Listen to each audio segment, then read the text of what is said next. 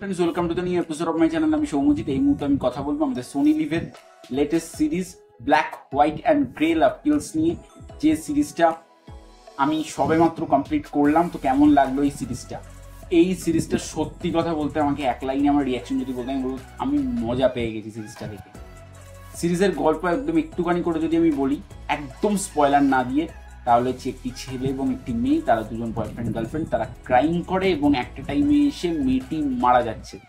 তারপর ছেলেটার কি অবস্থা হয়, তো এর থেকে বেশি জানতে হলে তোমাদেরকে সোনি লিভে গিয়ে এই সিরিজটা দেখে ফেলতে হবে। সিরিজের পজিটিভ দিক নেগেটিভ দিক, আমার জন্য এই সিরিজের জন্য কিছুই নেগেটিভ দিক নেই, এটা পজিটিভ দিক রয়েছে। তো কেমন লাগলো এই ডকু ক্রাইম সিরিজ? তো প্রথম পজিটিভ দিক, এইখানে কোনো বড় স্টার কাস্ট নেই। সোনি লিভ প্রত্যেকবার তাদের স্টার কাস্টের উপর জোরই দেয় না, তারা তাদের কন্টেন্ট এবং তারা তাদের ক্রিয়েশনের উপর জোর দেয়। এখানেও তাই হয়েছে, কোনো বড় স্টার কাস্ট নেই, শুধু মির্জাপুরের ছেলেটা রয়েছেন, আর তারা পুরোপুরি এখানে তাদের কন্টেন্ট এবং তাদের ক্রিয়েশনের উপরই জোর দিয়েছে। সিরিজটার মধ্যে জাস্ট টান কিছু মুমেন্টস রয়েছে, এই মুমেন্টগুলো সত্যিই দর্শককে এঙ্গেজিং করে রাখে। আমাদের সাধারণত ডকুমেন্টারি সিরিজ দেখতে খুব কম লোকেরই ভালো লাগে, আমরা যারা রিভিউ করি তারা দেখতে হয় অনেক কিছু।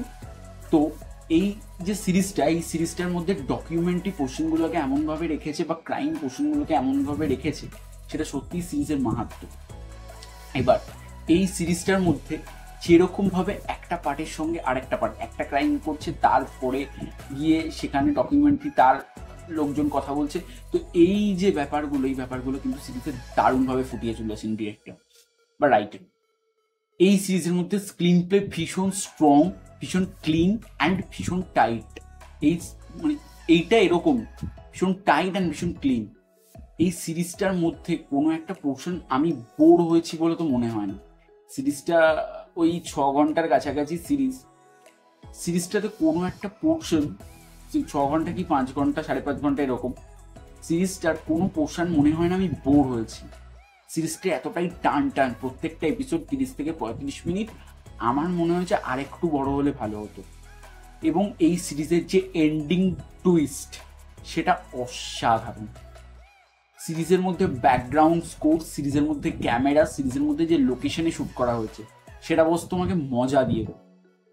এবং এই সিরিজের মধ্যে ফার্স্ট টু লাস্ট যারা অ্যাক্টিং করেছে, তাদের অ্যাক্টিং দুর্দান্ত। এবং এই সিরিজটা এমনই একটা সিরিজ, হয়তো সোনি লিভের বেস্ট কাজ নয়, বাট এখন আপকামিং ধরনের যে থ্রিলার শোগুলো আসছে, তাদের মধ্যে হয়তো বেস্ট কাজ। এই সিরিজটার মধ্যে এমন কিছু প্লট টুইস্ট জায়গায় দেওয়া রয়েছে, জাস্ট মজা এসে যাবে। এবং এখানে মেটার অ্যাকশন একটা সিকোয়েন্স রয়েছে, গাড়ি থেকে নেমে ব্যাপক, সেই সিনটা আমি ব্যাপক এনজয় করি। যাই হোক, এই সিরিজটা আমার ক্ষেত্রে আউটস্ট্যান্ডিং একটা সিরিজ লেগেছে, ব্যাপক সিরিজ লেগেছে। তোমরা প্রত্যেকে দেরি না করে সিরিজটা দেখো। যারা দেখে ফেলেছো একবার কমেন্টে জানাও, যারা দেখোনি তারা অবশ্যই দেখো, দেখে আমার মতামতের সাথে একমত থাকলে জানাও। যাই হোক, আজকের মতো এই ভিডিওটা এতটাই। এই সিরিজটার জন্য আমার personal rating 4.5 out of 5। It's a very good, very clean, very sharp watch.